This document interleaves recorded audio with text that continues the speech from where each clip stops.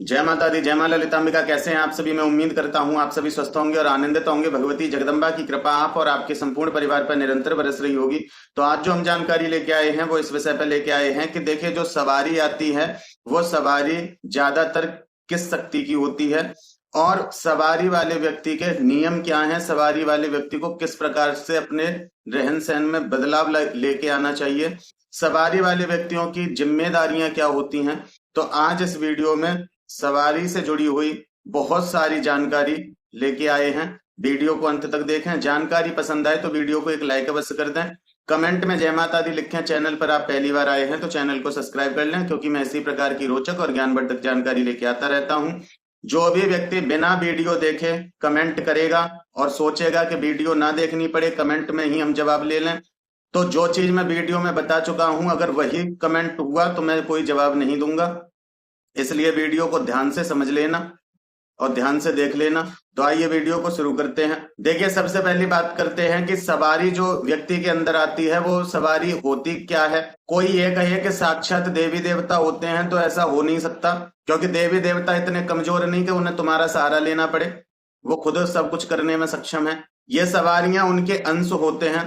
अब उनके अंश तो हर व्यक्ति के अंदर विद्यमान हैं। उनके ये अंश हैं जिन लोगों ने उनकी जीवन भर भक्ति की है, उनके कोई कर्म है या उनकी कोई इच्छा थी कि हम फलाने देवता के धाम में अपना स्थान ग्रहण करें, या मृत्यु के बाद उनको उनकी सेवा का अधिकार मिला, उनकी सेवा का अवसर मिला, तो वो उनके धाम में सेवा कर रहे हैं।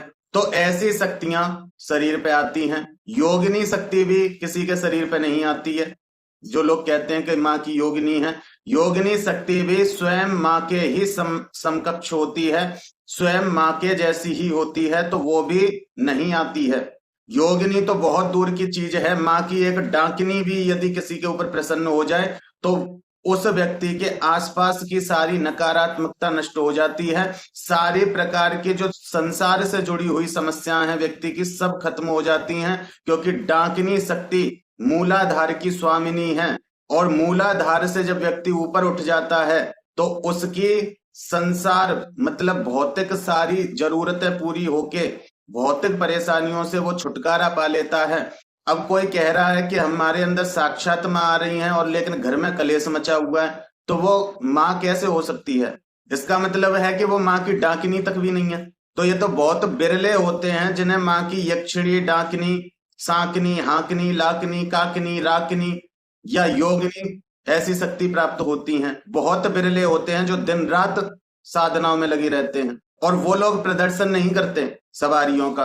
अब ये प्रदर्शन वाली जो सवारी होती है, जो कहीं भी आ जाती है, जो जोर जोर से माँ के या भगवान के जयकारे लगाने लगती है, वो कौन सी सवारी है? वो सवारी है जो जीते जी उन देवी देवताओं की उसने भक्ति की, मृत्यु के बाद उनके चरणों की, उनके धामों की सेवा कर रही हैं। जब आप ऐसे धाम, ऐसे तीर्थों में जाते हैं और आप दुखी हैं, परेशान हैं, जिन लोगों को किसी भी प्रकार का दुख होगा, जिनकी भावनाएं दबी होंगी, जिनके आवेश दबे होंगे, ऐसे लोग जो गंभीर स्वभाव के होंगे, ऐसे लोगों पर ही सवारी बहुत जल्दी आती है, जो विचलित होंगे। क्यों? क्योंकि वो किसी भी धाम, किसी भी तीर्थ में जाते हैं तो वो प्रार्थना करते हैं कि हम ये समस्या से ग्रसित है, हमारी ये परेशानी दूर हो जाए, हमारा ये हो जाए, हमारा वो हो जाए। तो आपसे जो रिलेट करती है वहां की शक्ति, जो भी शक्ति हो सकती है, आपके इष्ट के चरणों की जो सेवा कर रही है, यदि वो आपसे रिलेट कर पा रही है, आप जैसे लक्षण हैं उसके, तो वो आपके साथ उन देवी देवता की आज्ञा से चली आती है आपके कष्टों को दूर करने के लिए। वो आपकी भावना को समझती है और आपकी परेशानियों को दूर करने के लिए आपके साथ, आपके घर तक चली आती है। लेकिन वो आपके शरीर में प्रवेश नहीं करती। आपको धीरे धीरे कभी स्वप्न के माध्यम से संकेत देती है, कभी आपके कोई कोई शब्द ऐसे निकल जाते हैं मुख से कि आप कहते हो कि ये हमने तो नहीं बोला था, ये कैसे बोल दिया। तो बहुत सारी ऐसी गतिविधि होती रहती हैं। फिर आपके मन में एक भाव ये प्रकट होता है, कहीं मेरे साथ कोई शक्ति तो नहीं है। फिर आप उस पर निरंतर विचार करते हो कि कोई शक्ति है तो मेरे सामने आओ, कोई शक्ति है तो मेरे शरीर पे आओ। इस प्रकार से आप उकसाते हो, शक्ति को निमंत्रण देते हो, जबकि ऐसा नहीं करना चाहिए। वो आपकी रक्षा कर रही है, इतना काफी है। शरीर पे बुला के आप कौन से सिद्ध बन जाओगे? फिर बार बार जब आपका ये प्रयास होता है, बार बार आपका ये एक तरह से मंत्र जाप होता है कि कौन है, सामने आओ, क्या है, मुझे दिखाओ, कैसे माँ की कृपा है, 10 लोगों से तुम पूछने जाते, ये होता है तो उसको निमंत्रण मिल जाता है। अब है तो वो आत्मा ही, है तो वो शक्ति ही।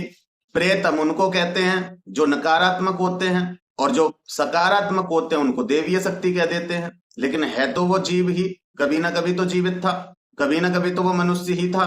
तो उसके रहन सहन, उसका खान पीन सब सभी मनुष्यों जैसा होता है। और जब आप उसको खुद निमंत्रण देते हो तो वो धीरे धीरे आपके शरीर में जगह बनाने लगता है।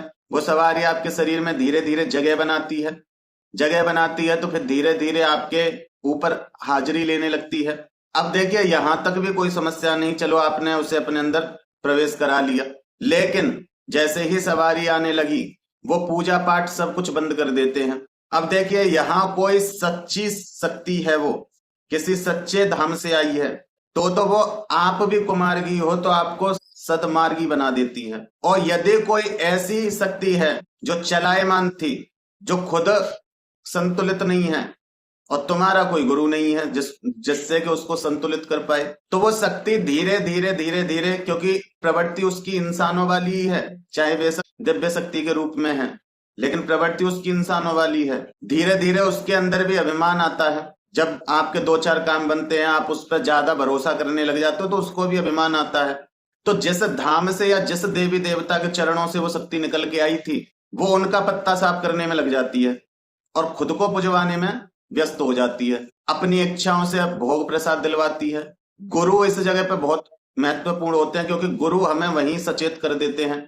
जब हम अपने गुरु से जाके कहते हैं कि आज हमारी शक्ति ने हमसे ये मांगा, तो वहां गुरु रोक देते हैं। वहां गुरु कहते हैं जो मैंने बताया वो करो, और कुछ अलग से नहीं करना। लेकिन कुछ लोग ऐसे होते हैं कि जो ये समझते हैं कि शक्ति और हमें, गुरु को फेंक दो बीच में से। तो गुरु को आप फेंक सकते हो, लेकिन जिस दिन शक्ति आपको उठा के फेंकेगी, उस दिन आपको पता चलेगा कि शक्ति से खेलने का अंजाम क्या होता है। तो गुरु को नहीं हटा सकते, गुरु ही उस शक्ति को साध सकता है, गुरु ही उस शक्ति से बचन कर सकता है। एक बहन का कमेंट आया था कि जब माँ संकट काट देगी, हम सब माँ के नाम से कर देंगे, तो गुरु की क्या आवश्यकता है फिर? तो गुरु की ये आवश्यकता है, डायरेक्ट आप शक्ति से कांटेक्ट नहीं कर सकते। और यदि डायरेक्ट शक्ति से कांटेक्ट करना है, तो उस शक्ति से, उस सत्ता से कांटेक्ट करो जहां ना तो तुम्हारे मन में सवारी की इच्छा होनी चाहिए, ना किसी सिद्धि की इच्छा होनी चाहिए, ना किसी शक्ति की इच्छा होनी चाहिए। अगर ये इच्छाएं नहीं है, भौतिक इच्छाएं नहीं है, तो आप बिना गुरु के भी भक्ति कर सकते हैं। लेकिन यदि आपकी इच्छा इस प्रकार की है, तो यहाँ इस क्षेत्र में गुरु का होना बहुत आवश्यक है। नहीं तो आप मुंह के बल गिरोगे, आपको संभालने वाला कोई नहीं होगा। शक्ति, सवारी, सिद्धि किसी की सगी नहीं होती, ये बात ध्यान रखना। आज मैं भोग दे दूंगा तो वही तुम्हारी सवारी मेरा कार्य कर देगी, तुम्हारे लिए उल्टे में चल जाएगी। वो परमात्मा नहीं है, वो मुख्य शक्ति नहीं है जिसके अंदर विवेक हो, जिसको किसी से लोभ लालच नहीं हो, जो धर्म अनुसार चलती हो, वो शक्ति नहीं है। ये वो निम्न कोटि की शक्तियां होती हैं जो कि भोग प्रसाद, इनकी पूजा पाठ पे ये पिघल जाती हैं और किसी के लिए अच्छे करने में आई थी लेकिन बुरे में चल जाती हैं। तो इसलिए गुरु का होना बहुत आवश्यक होता है। और सबसे पहली बात तो ये चीज करनी ही नहीं चाहिए। आप भगवान पे भरोसा करके चलिए, भगवान को जो देना होगा वो अपने आप देते रहेंगे। तुम्हें अलग से मांगने की कोई आवश्यकता नहीं है, क्योंकि कहा जाता है बिन मांगे मोती मिले, मांगे मिले ना भीख। बिना मांगे बहुत कुछ मिल जाता है, लेकिन मांगने से तो भीख भी नहीं मिलती, उसे भी धुतकार दिया जाता है कि रोज रोज आ जाता है भीख मांगने। ठीक है, अब जैसे मान लो उदाहरण के लिए कोई बचपन से पूजा कर रहा था माँ भगवती की, अब वो माँ को हलवा चने का भोग दे रहा था, माँ की कोई स्तोत्र या चालीसा कर रहा था, उससे माँ की कृपा उसके ऊपर हो गई। अब वो माँ के धाम गया, अब उसने इच्छा अपनी माँ से व्यक्त की। अब वहां कोई ऐसी शक्ति है जो माँ की सेवा में है। अब वो शक्ति कहती है माँ मुझे इसके पास भेज दो, इसकी समस्याओं का मैं समाधान कर दूंगा या कर दूंगी। अब माँ कहती है ठीक है करो, इसकी भक्ति में इसकी सहायता करो, इसको आगे बढ़ाओ, इसको मुझ तक पहुंचाओ, इसको सही गुरु तक पहुंचाओ जो मेरे भेद खोल सके, इसके आगे मेरे रहस्यों को इसको बता सके, इसके ज्ञान को बढ़ाओ, इसको भक्ति में अग्रसर करो। इस प्रकार शक्ति से भगवती या देवताओं के वचन होते हैं, उस हिसाब से वो शक्ति आपके साथ आती है। लेकिन आप लोग क्या करते हो कि जिस शक्ति की वजह से वो शक्ति तुम्हारे पास आई है, उसी भगवान को, उसी देवी को तो आप भूल जाते हो। फिर भरोसा आपको केवल उस पर होता है जो आपके ऊपर आ रही है। अगर वो कहती है कि आज मुझे नींबू की बली चाहिए, तो आप नींबू की बली दे देते हो। वो कहती है आज मुझे ये चाहिए, आज मुझे वो चाहिए, आज श्रृंगार चाहिए, आज भोग चाहिए, ये फलान चाहिए, ढिकान चाहिए, आप देने लग जाते हो। सबसे पहली बात मेरी एक ये छोटी सी समझ लो कि भगवान कभी मांगता नहीं है, वो देने वाला है। तो यदि कुछ मांगा जा रहा है आपसे, तो इतना तो आप क्लियर कर ही सकते हो कि वो देवी शक्ति नहीं है, वो शक्ति नहीं है जिसकी सत्ता है, वो शक्ति नहीं है, क्योंकि वो मांगेगी नहीं। वो तो श्रीमत सिंहासनेश्वरी, श्री महाराग्नी, वो तो रानी है, वो तो देने वाली है, वो मांगेगी नहीं आपसे।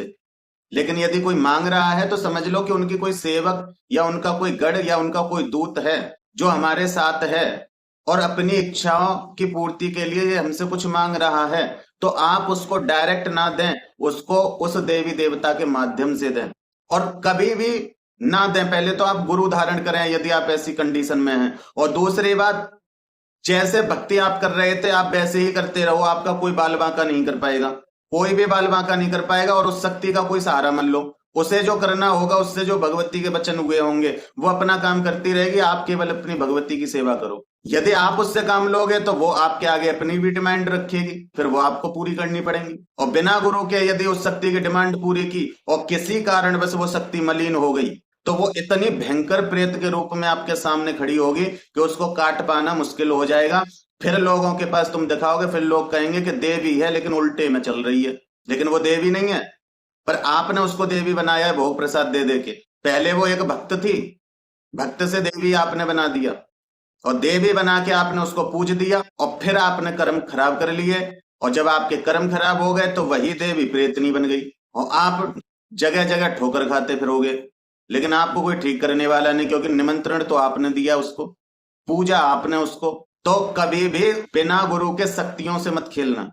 पहली बात, जो लोग चाहते हैं कि नहीं हमें जन कल्याण करना है, इस पर्पज से हम चाहते हैं कि कोई शक्ति हमसे कनेक्ट हो, तो देखिए सबसे पहली बात तो कोई एक दिव्य बड़ी साधना अपने जीवन में कर लो, उसका कम से कम एक अनुष्ठान कर लो।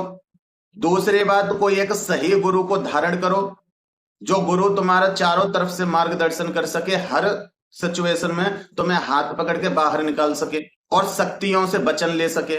और तीसरी बात, देखिए सवारी जब आती है, ये कोई दिखावा या प्रदर्शन नहीं है, ये अपने साथ बहुत जिम्मेदारियां लेके आती है। आपकी जिम्मेदारियां बहुत बढ़ जाती हैं, आपके नियम बढ़ जाते हैं, और आप अपने रहन सहन में बदलाव नहीं करते हैं तो यह शक्ति मलिन हो जाती हैं। तो इसीलिए मैं कहता हूं कि पहली बात तो शक्तियों के चक्कर में ही मत पड़ो। और फिर भी कोई शक्ति कनेक्ट हो गई है आपसे, तो फिर आपको किस तरह से रहना चाहिए और क्या नियम फॉलो करने चाहिए वो मैं आपको बता रहा हूं, ध्यान से समझ लो। सबसे पहले तो अपने जीवन में शुद्धता लेके आनी पड़ेगी। शुद्ध भोजन, सात्विक भोजन, आपकी जीवन शैली शुद्ध होनी चाहिए। जो आज तक आप करते थे वो सब आपको बंद करना पड़ेगा यदि शक्ति को साध के चलना है तो। अन्यथा आपकी भी वही स्थिति होगी कि हमारे ऊपर फलाने देवता आते हैं, फलानी देवी आती हैं, फलाने वो आते हैं, लेकिन फिर भी हम दुखी हैं। तो फिर आपकी ये कंडीशन रहेगी अगर आपका भोजन शुद्ध नहीं होगा।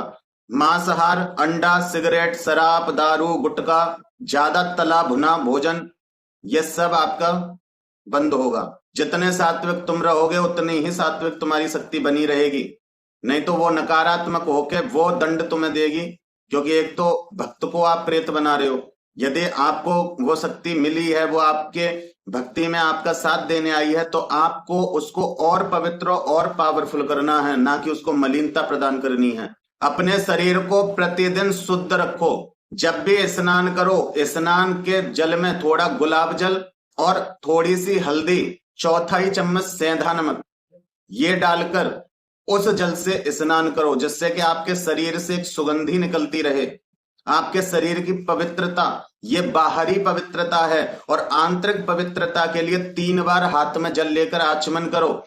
जिन भी देवी देवता के धाम की शक्ति की सवारी है, उन देवी देवताओं के नाम से आचमन कर लो, जिससे कि आप आंतरिक शुद्ध हो जाएं, जो शक्ति आपके अंदर बैठी है वो भी शुद्ध हो जाए। सवारी वाले व्यक्ति को बहुत कम बोलना चाहिए और लिमिटेड बोलना चाहिए और स्पष्ट बोलना चाहिए। झूठ, फरेब, धोखा ये छोड़ना चाहिए, क्योंकि सवारी के बाद आप एक देवतुल्य बन जाते हो। आपका शरीर आपका नहीं होता, आपकी इच्छाएं आपकी नहीं होती, आपके भाव आपके नहीं होते, उसमें वो शक्ति भी बराबर की हिस्सेदार है। इसलिए जैसा आप करोगे वैसा ही उस शक्ति पर असर पड़ता है।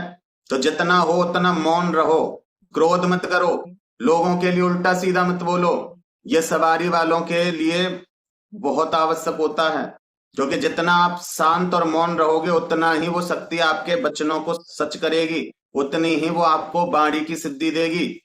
और नित्य नियम से पूजा पाठ करना आपका अनिवार्य है। जैसे पहले करते थे अब आप उससे और ज्यादा बढ़ा दें। जो भी आप मंत्र करते थे उस मंत्र को बढ़ा दें, जो भी आप पाठ करते थे उस पाठ को बढ़ा दें, जो भी आप स्तोत्र करते थे उस स्तोत्र को बढ़ा दें। और कम से कम हफ्ते में एक दिन, जिस दिन उनका दिन हो, जिसकी भी वो शक्ति है, यदि उनका दिन है, जैसे माँ काली की सवारी है तो उनका दिन मंगल या शनिवार होता है, माँ दुर्गा का शुक्रवार, ऐसे ही जिसकी भी सवारी है उसका जो बार है उस दिन कम से कम 5 माला का हवन जरूर करो।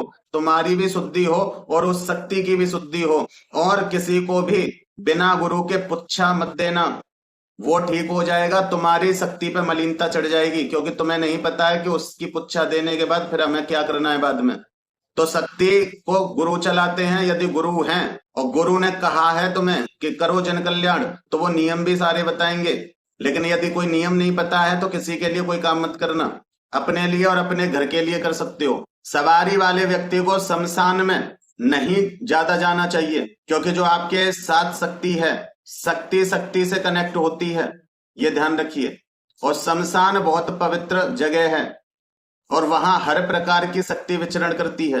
अब जैसे मान लो किसी के ऊपर माँ काली की शक्ति आ रही है, उनके धाम की कोई माँ काली की शक्ति आ रही है और वो शमशान में व्यक्ति जा रहा है, तो वहां भी शमशान काली बैठी है, तो शमशान काली की सेवा में भी बहुत होंगे, बहुत सारी आत्मा उनकी भी सेवा में वहां होगी, तो वहां से भी फिर आपके साथ चली आती है। फिर आप कहते हो कि शमशान काली भी हमारे ऊपर आती है, तो ऐसा नहीं होना चाहिए। शमशानों में जितना हो उतना कम जाओ। दूसरी बात, तांत्रिकों से दूरी बना के रखो। अगर सवारी आपके ऊपर आती है और आप तांत्रिकों के चक्कर लगाते हो तो आप बहुत परेशानी में फंसने वाले हो। आपकी शक्ति को उतार लिया जाएगा, अपने प्रेत को चढ़ा दिया जाएगा, आपको परेशान कर दिया जाएगा। उल्टे सीधे जो साधक हैं, जो आपको उल्टी सीधी साधनाएं देते हैं, जो आपको उल्टे सीधे ज्ञान देते हैं, जिन्होंने अपने जीवन में कभी एक साधना तक नहीं की, वो आपको बड़ी बड़ी साधनाएं पकड़ा देते हैं बिना ये सोचे कि इसके आगे पीछे इस व्यक्ति का होगा क्या। जो जो मेरी इन साधनाओं को देख के साधना करेगा उनके साथ क्या घटित हो सकता है, अब इतना तो वो तब सोच सकता है जब उसने अपने जीवन में साधना की हो, उसने अनुभव किया हो, तब उसको पता चले कि इस साधना का और इस मंत्र का क्या प्रभाव है। तो ऐसे लोगों से दूर रहो, आपकी शक्ति तो बंधेगी ही और आप जगह जगह चक्कर लगाते फिरोगे, लेकिन कोई ठीक नहीं कर पाएगा। जिन व्यक्तियों के ऊपर सवारी आती है उनके परिवार वालों को कुछ नियम पता होना चाहिए। पहला नियम कि यदि सवारी आ रही है तो उसके पैरों को कोई छुए ना, उससे कोई छुए ना। सवारी वाले व्यक्ति पे यदि अब सवारी आ रही है और उसको कोई छूता है, सवारी तुरंत शरीर छोड़ देती है, यदि सत्य की शक्ति होगी। और यदि वैसे ही मनगढ़ंत चल रही होगी कहानी तो दुनिया पे पैर छुलवाएगी। वो शक्ति आपकी है, वो आपके ऊपर करुणा करके आई है और आप उसके लिए पवित्र जीवन जी रहे हो, आप भक्ति कर रहे हो, तब वो आपसे कनेक्ट हो रही है और अन्य कोई व्यक्ति उसको छूने का अधिकारी नहीं है। ये बात ध्यान रखना।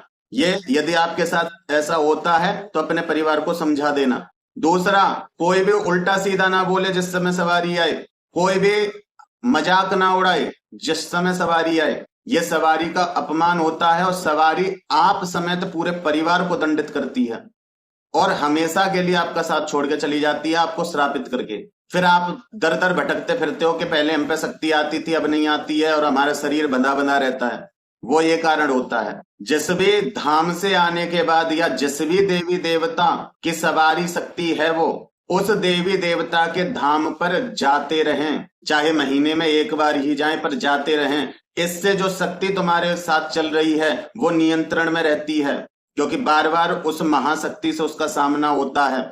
यदि वो गलत चलेगी तो जो महाशक्ति जिसकी सेवा में वो शक्ति लगी थी जो आपके ऊपर आ रही है, तो वो महाशक्ति उसको वहीं बाधित कर देती है, आपके साथ वापस नहीं आने देती। इसलिए हर महीने अपने शक्तिपीठ पे जरूर जाओ जहां से वो शक्ति आई है, जिससे कि उसकी जो भी मलिनता होगी वो भी वहां रिमूव होती है। और यदि वो शक्ति आपके विपरीत चल रही है तो उसको वो महाशक्ति बांध लेती है वहीं पे।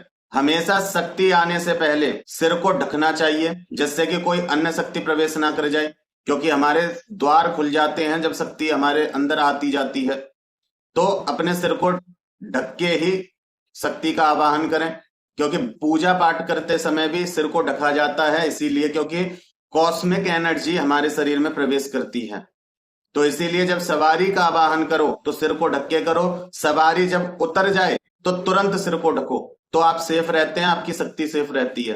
प्रतिदिन ध्यान करो और आत्मा का नियंत्रण करो, अपनी वाणी पे नियंत्रण करो, अपने विचारों पे नियंत्रण करो। ऐसा नहीं कि सवारी आ रही है और तुम दूसरों के लिए उल्टा सीधा सोच रहे हो, तो सवारी जो ऊर्जा है वो वहां कार्य करने लग जाएगी, उसके पाप के भागीदार आप बनोगे, शक्ति असंतुलित हो जाती है। इसलिए मेडिटेशन ध्यान करना बहुत आवश्यक है।